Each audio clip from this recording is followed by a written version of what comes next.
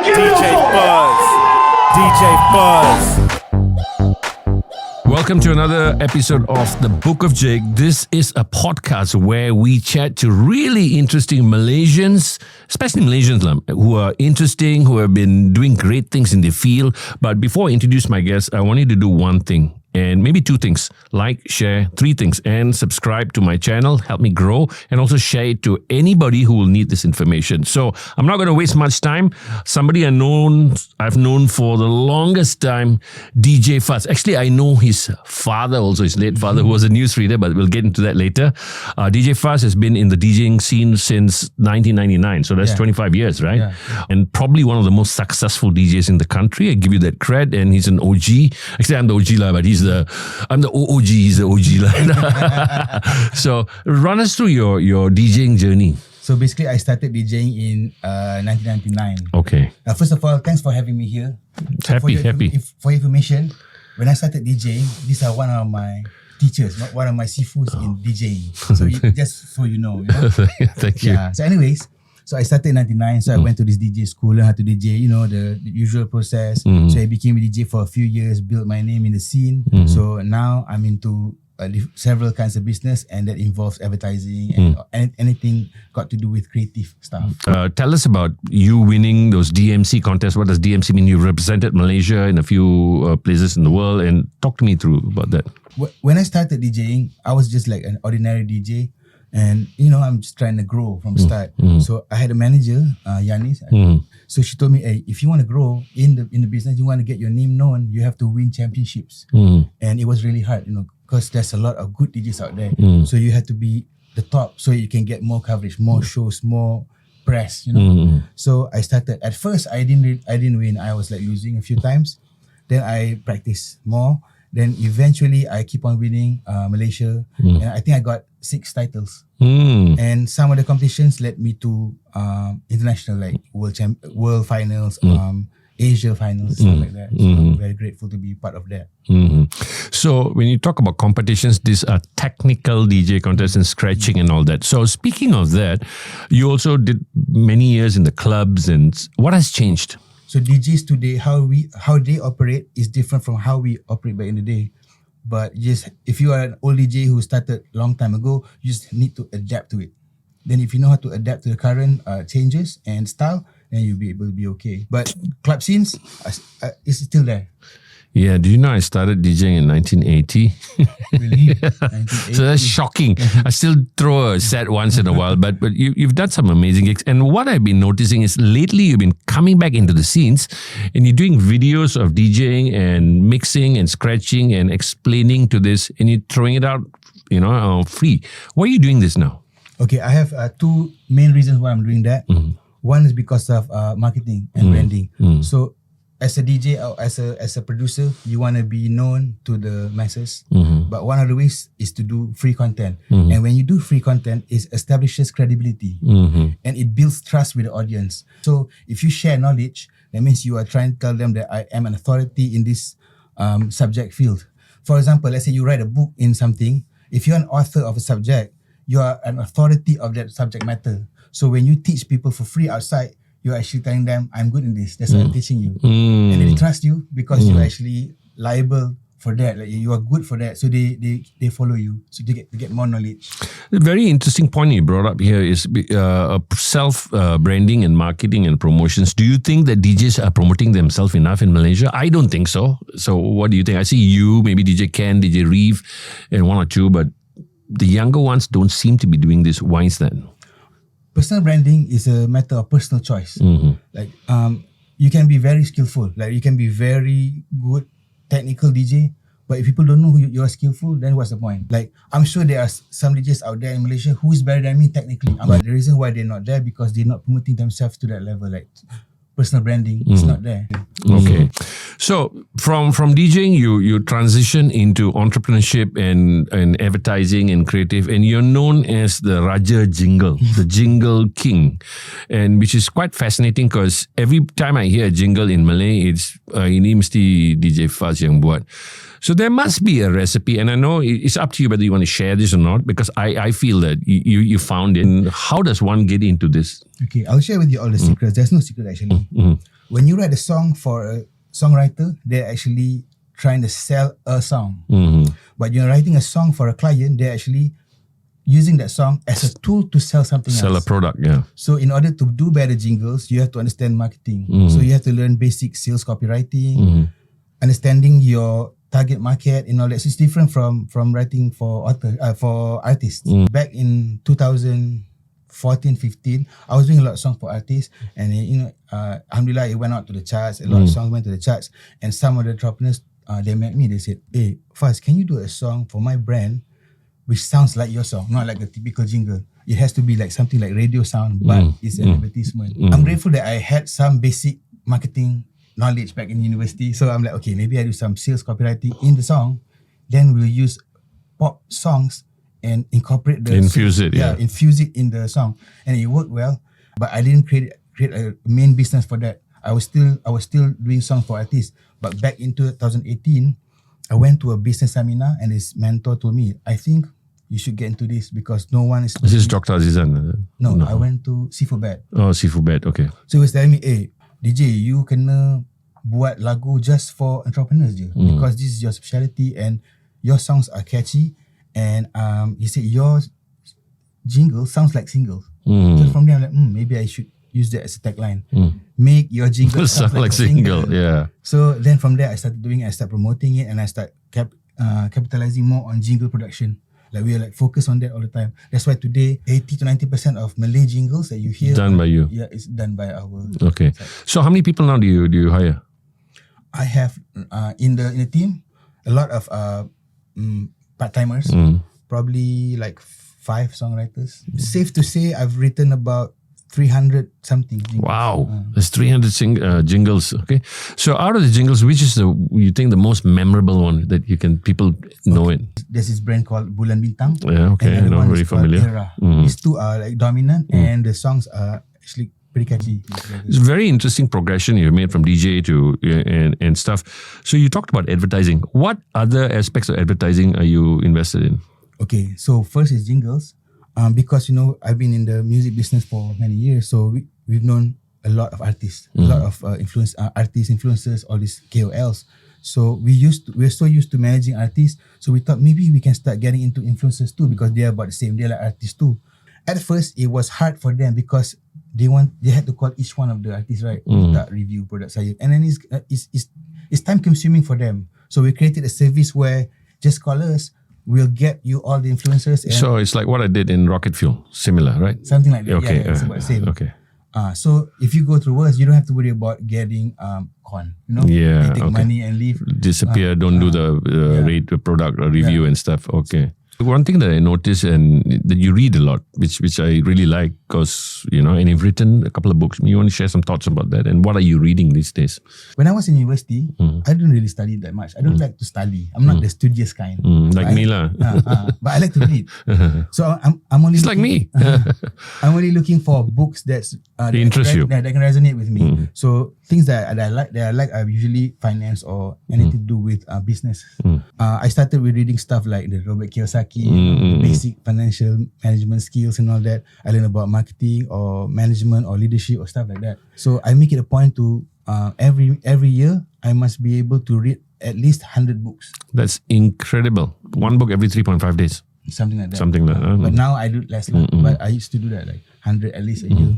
So every time I read something, I'll make sure I apply to the methods, to the whatever I learn. Because sometimes when you read, you just let it go and don't take action. So you got to take action. So every time I read, I just write down. You write down, you note it down. Brilliant. Brilliant. So you've written a couple of books, right? Yeah, I think I've written about 11 books so far. So I started with how to DJ, because you start with something that's close to you. So how to DJ, it was written in English, and then after that I realized maybe I should do more in Malay. So I wrote books on music industry stuff, like how to become a artist, like bagaimana menjadi artis. And I wrote books on how to monetize on songwriting and beat making, and I do like tips, basic tips in the music industry. And eventually I started writing books on jingles and influencer marketing. How do you incorporate your music, your jingles in your social media platforms? How do you use that? How do you use them? So how does one buy your books? You can go to the any bookstore outside, like the MPH and all that. You Okay. can get it there. What are you reading now? I'm reading this book called The 90-Day Brand Plan by an Australian. Dan Walker. Yeah, he's a media guy. Okay. He's teaching you how to build your personal brand within 90 days and how to do it on social media. What do you give? What kind of content you should write for them? What kind of content you should give to your followers and all that? How to grow it? How to build a tribe? So since I've read this, so I'm giving it to you. Oh, thank you so much. So what are the 3 things that you have picked up from this book? One is when you build a tribe, you must give them content that's good for them. Why They can use. Yeah. that's something they can use. Okay. So it's like a form of knowledge, whatever, that they can use. If they like what they see, they will follow you for more. The reason why they want more is you have to keep the burn, like you have to build Keep them excited and wanting more. Yeah. you have to create a bigger campfire for them. So bigger the fire, more people will come to get warmed. So if you don't add up to the fire, they will go to another campfire. So that's how you build your social media following. Okay, that's really interesting. So, apart from this, tell us about your. I know your son Jordan is grown up and he's now making beats. And I saw a video about him. He's got like 100 beats and or something like that. He's got 35 beats. 35 beats, really interesting. And what are your aspirations for Jordan? He's free to do whatever he wants to do, as long But as do it well. Yeah, he must be able to monetize it. That's more important. Like you can do whatever you like. You can start sports or play games, but as long as you know how to monetize it, it's fine. You can be whatever you want. You don't have to be the usual doctor, lawyer, engineer stuff. You can be whatever you want.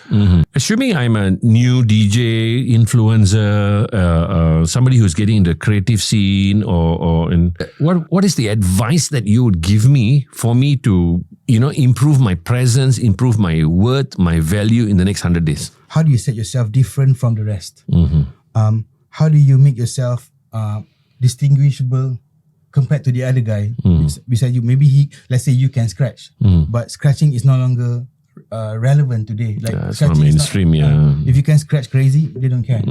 So you need to know what extra can you offer your audience more than the next guy. In marketing, they call it what's your specialty that you have that unique proposition. Yes. Speaking about that, there was a sudden surge of female DJs dressing really sexily and stuff like. I have got a few friends like Lengen is my friend, but she can DJ, which I thought was really cool. What are your thoughts on that? And I have no issue with that because I've always said, as a DJ, sometimes we take ourselves too seriously. It's all about us, when it should be actually them. You should be playing the best music for the crowd. You should be dressing up well. You should be, if you're a DJ who raps or talks or this or that. And the surge of these female DJs has been phenomenal. What are your thoughts on that? Okay. Yeah, now I remember the word USP. USP is a proposition. Yeah. Okay, for DJs like that, the girl DJs, right? The sexy ones. My thoughts on that? That's good because whatever they're doing is good because they're offering something that different. We don't have. I don't have that. If I had that, I would offer that too. It's a good USP. I wouldn't want to see you in a bikini though. I'm just saying, it's a good USP. So she's offering to the target market what the target market wants, and she has successfully done that. That's a good thing. Of course, you have to have skills to DJ, but as long as people are dancing, you're good enough. So this is 2024. You have to change the way you think. You have to adapt to the changes. Crowds no longer need a DJ who can do crazy what we did back in the day. They don't want to see that. They want to see what's good for them. The flow, what's working for them and stuff like that. So what are you listening to now? I'm listening to a lot of tech house music. Just when I'm driving. I'm listening to a lot of reggaeton because that's my favorite. Yeah. Actually, you introduced me to reggaeton. I remember this. Yeah. So there's this new rapper from Kerala that blew up, Hanuman Kind, with his song Big Dog. So is there, and I spoke to K-Town Klein last week, is there a point where we can actually get one Malaysian, I mean really not on the fringes, and I don't mean any disrespect to anybody on the fringes, but one uniquely, and I think hip-hop is such a universal sound. I mean, we talk about reggaeton, it's got the hip-hop fuse in that, from Latin sounds and stuff. Is there going to be ever a Malaysian artist that is going to reach that heights? My answer is why not? If what's his name? Hanuman Kind. A lot of foreign artists did it, like not the Koreans did it, the French did it, and you never know. Somebody's rezeki, that song is hit good enough, it resonates with everybody, it will be a hit. Do you think that we have to be uniquely Malaysian, or do you think, because Hanuman Kind, while he's Kerala, his music was like, it's different. While it's also the same, I just think the attitude of the song worked more than the song itself. Is there anybody you see right now currently in Malaysia with that kind of? A lot of people think that if you want to represent Malaysia, you have to use Malaysian instruments. No, I agree with you completely. Yeah. You don't have to. Like Hanuman Kind, he didn't use anything. Just the video was like Kerala's. This one, yeah. It's greedy, like the video is greedy. Some people think this is raw. I like it. This is cool. It's different from all the US videos I would see. Maybe there's something that you want to show from Malaysia that they don't have, that they like it too. Something greedy here that they like. I don't know. I can tell you the formula because I have never done it. If I know how to do it, I would have shared. But I don't know. I've never done it before. So before we close, a couple of questions for you. Can DJs use this as a job? I was a DJ I still am a DJ. I mean, I've been doing this since 1980. I still spin once in a while, but I moved into various directions. So did you. But can a DJ go out there and earn money and make this as a living?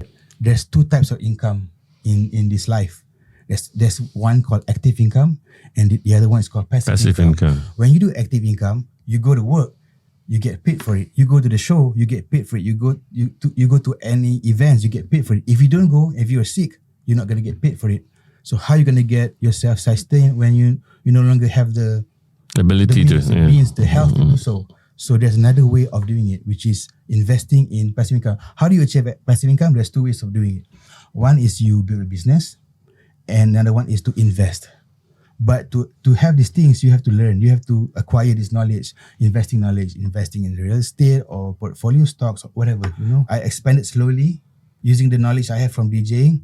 Then I learned about investing and business, and I tried to expand. So if you want to say, is DJ a sustainable income?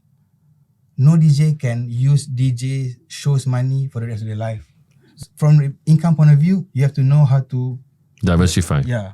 I'm going to share with you, but it's in Malay lah. I'm going to share with you the techniques that you use to manage your money. It's a principle called CULLA. Cipta, urus, labur, lindung, agih. Create the money, manage the money, lindung, protect. Invest the money. Protect the money, and agih means the wasiat. So if you learn these basic things, you should be able to CULLA. Okay, all right. Cipta, urus, labor, lindung, agih. These things, if you learn it well, if you master it well, you should be able to sustain with or without your DJ show income. Okay, before we close, one last question is, what are you excited about in the next 1 year? Okay, I'm into health now. I saw that. This is something up my alley, which is fantastic. I saw you're doing your martial arts, which I love. You're doing basketball, and he's supposed to actually work out with me, but he hurt his foot. Yeah. So tell me about this health journey. Okay, so I was watching you since back then. You've been working out like non-stop. You've been changing people's lives too. You made some people lose weight. I was like, Alhamdulillah. One day I want to go there, but never mind lah. Right. But at this age, I realized that money is one thing, but health is everything. Health is wealth. If you don't have the health, how can you actually do? There's a saying. Everything is important until you lose your health. Then health is the most important thing. Yeah. So I see you like. I don't know how old are you now, but you look the same, Almost 60. You look like last time. So thank you. Maybe because you've been it's anti-aging, yeah. And then you told me like, okay, if you work out and when you reach 35 above, you have to start keep your testosterone levels higher, and so that your muscle mass won't go. Yes. So I realized, maybe I should start doing that. If I don't do that, one day I can see you.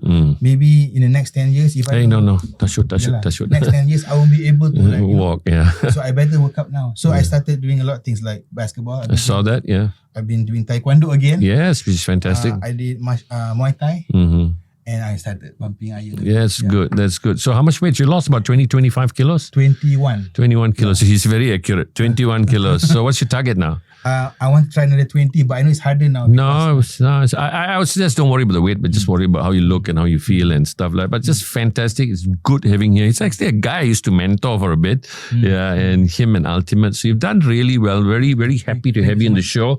And again, like I said, if you want to reach DJ Fuzz, how do you support DJ Fuzz? You can follow me at official DJ Fuzz IG. Then from there, I'll take you everywhere else. That's fantastic. So really happy to see there is actually a possibility already in this field. So if you have any questions, drop him a line on his Instagram, or also, let me know. Thanks again. Please share, subscribe, like, and I'll see you next week.